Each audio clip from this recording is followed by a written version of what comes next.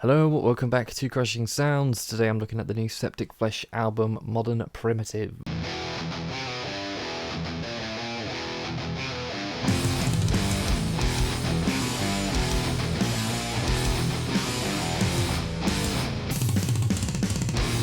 So if you're just joining us after the Oransi Pazuzu video, welcome back. If you skipped over that video, hello again, my name is Chris. So, apologies again for the delay in getting to this album in particular. As I said in the previous video, I've had some technical issues which had to halt a lot of progress in the last few weeks of what I was working on. Just to top it all off, which I didn't get into last time, is that my hours at work have basically tripled. Not complaining, for the record. I know a lot of people, in a lot of people's eyes, I'm lucky to have those hours, so fair enough. But I was physically spent at the end of May, so my productivity outside of work slowed right down. And then, of course, all the technical issues happened when I was trying to ramp things back up again. But I think I'm back into the swing of things now, so let's get on with the next album. Today I'm talking about some epic symphonic death metal. So, Septicflesh, formerly known as Septicflesh, are a Greek symphonic metal band, and for those who are somehow uninitiated, they combine elements of death metal, i.e. guttural vocals, fast-playing, brutal rhythms, and full-on ensembles and orchestras to essentially try and create the most epic and large-scale death metal you could ever hope to listen to. I became aware of this band when they played, surprise surprise, Bloodstock Festival. I believe it was Bloodstock 2018, if I've got that correct. The year me and my brother got scarlet fever at the festival.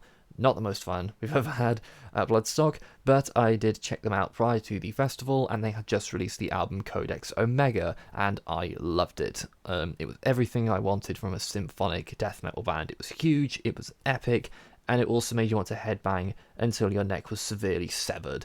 Still to this day, that riff in Portrait of a Headless Man makes my hair stand on end. It's so fucking good. So at long last, we have the follow-up to that album, Modern Primitive. So let's dive right in. So the album starts off intriguing enough with the track The Collector with some acoustic instrumentation. I am going to assume that this is some traditional Greek style guitar playing. I have very little idea on that kind of culture's music, but if this means anything, it reminds me of some of the instrumentation in the video game Hades, if that's anything to go on. Either way, it's a really cool intro. I liked it a lot.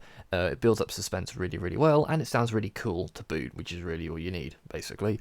Then, of course, it all comes charging in. The low, powerful riffs paired up with the brass instruments is such an imposing sound that just looms over you. The rhythm really reminds me of the song Vacuity by Gojira at points, if you know what I mean. It's that kind of riffing that you can't help but headbang. It's physically impossible not to. Sepulos, I'm sure that's how you pronounce his name.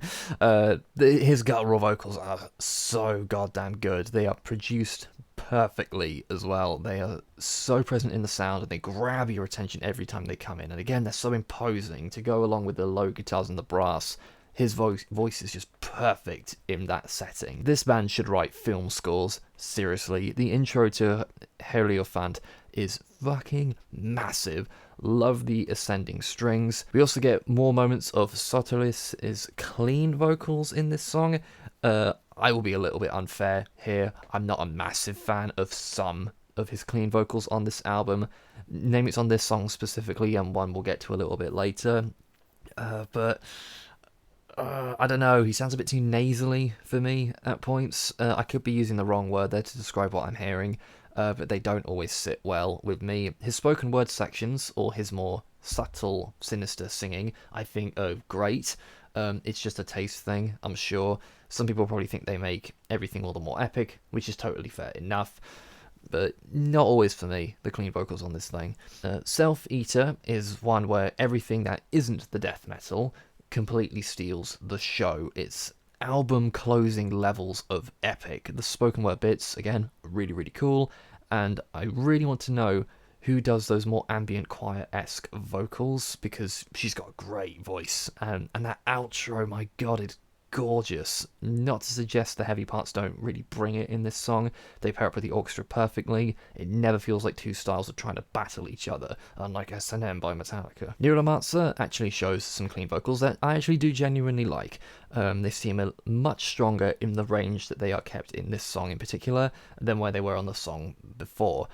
It also has, again, some of that great acoustic guitar work as well.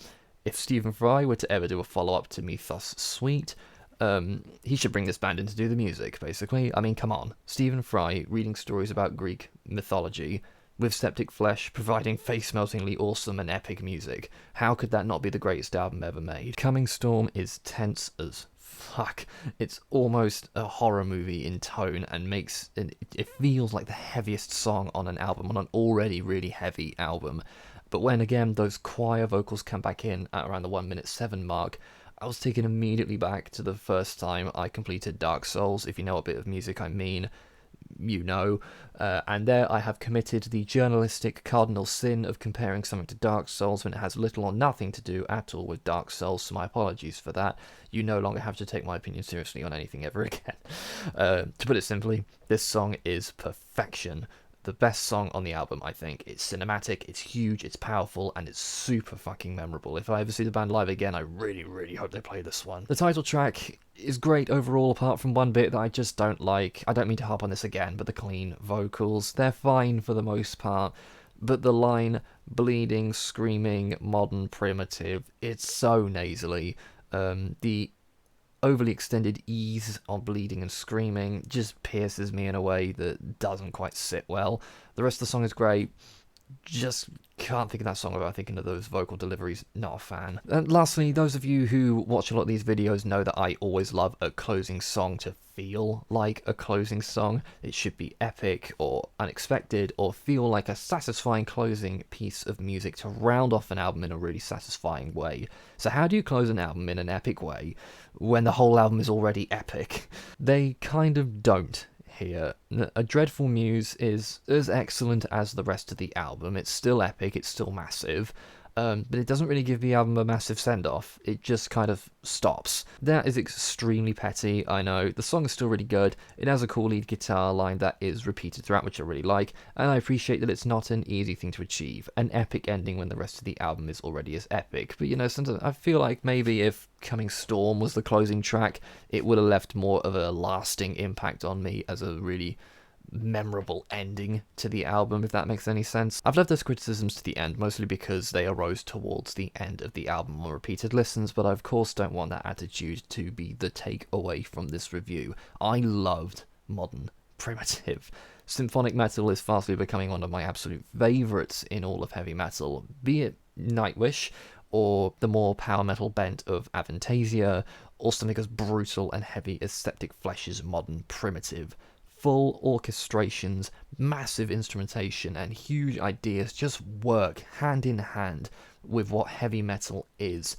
Straight, simple, to the point, heavy metal is of course also amazing. It's the bedrock of the genre, but it can be so much bigger as well as that. So many massive ideas and mind-blowing pieces of music can be made by throwing everything you've possibly got at the fundamentals of heavy metal. Septicflesh's Modern Primitives is the perfect demonstration of the potential that symphonic metal has. It's awesome, it's better than Codex Omega, and I loved that album. But this, one of my favourites of the year so far. So thank you all for watching. If you missed my Oranzi Pazuzu review, which I dropped earlier today, go check that one out as well if you like. Otherwise, thanks again for watching. Go have an amazing day and go listen to some amazing heavy metal, and I'll see you in the next video.